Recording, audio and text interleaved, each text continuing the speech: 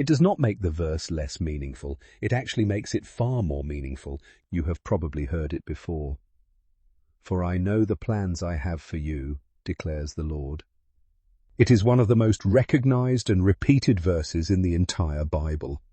It appears on greeting cards, social media posts, church bulletins, and motivational posters. People carry it in their hearts during some of the hardest moments of their lives. But what if the way most people understand this verse is actually missing something important? What if the real meaning behind Jeremiah 29:11 is even more powerful, even more comforting, and even more profound than the way it is typically quoted? That is exactly what we are going to explore. Jeremiah 29:11 says, "For I know the plans I have for you, declares the Lord, plans to prosper you and not to harm you, plans to give you hope and a future." He still sees them. He still knows them. And he has not forgotten them. At the time this verse was written, the people of Israel were not living freely in their homeland.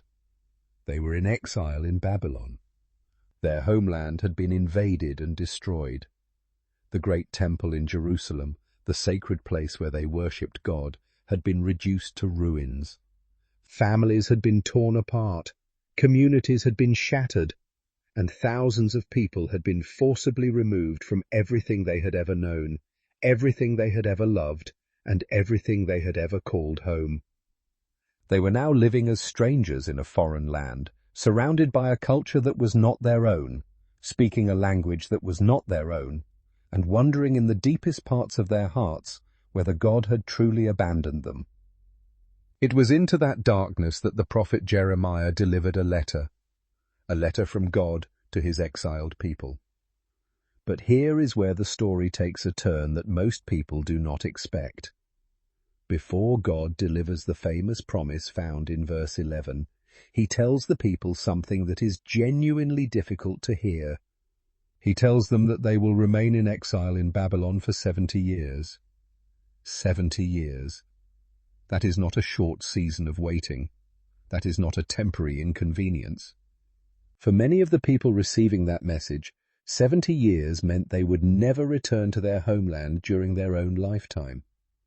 The promise of restoration would be fulfilled, but not necessarily for them personally in the way they were hoping. That is the kind of God this verse is pointing us toward.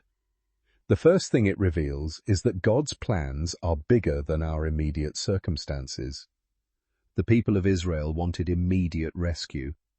They wanted God to step in right away and reverse everything that had happened. They wanted the pain to stop, the exile to end, and their lives to return to normal as quickly as possible. But God was working on a much longer timeline than they could see or understand. His plan was not simply to fix their immediate problem. His plan was to shape a people, to build something lasting, and to accomplish something that would echo through generations.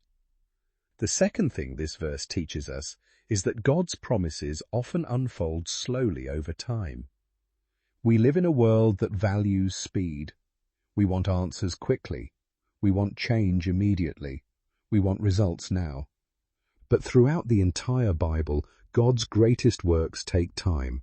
They take years. They take patience. They take trust.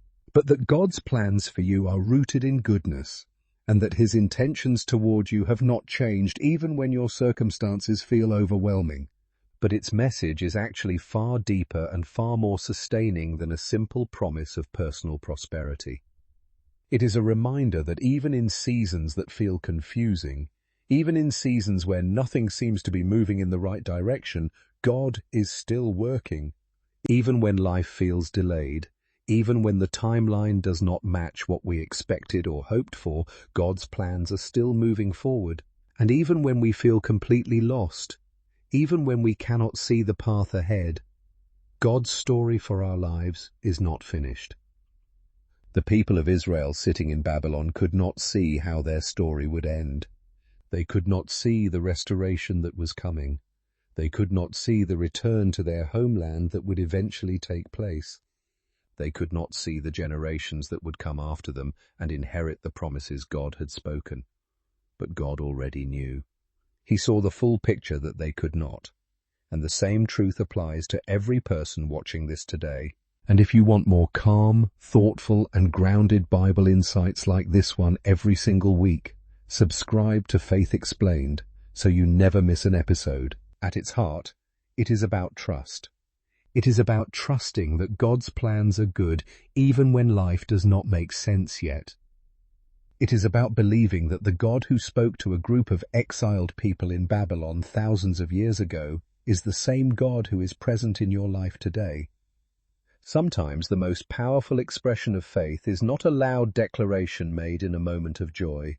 Sometimes the most powerful expression of faith is a quiet, steady decision to believe that God is working behind the scenes even when you cannot see it, even when you cannot feel it, and even when every circumstance around you seems to suggest otherwise. The people of Israel held on to that promise through 70 years of waiting, and the promise was fulfilled. That same promise of hope and a future still echoes through Scripture today, reaching across thousands of years to speak directly into whatever season you are currently walking through.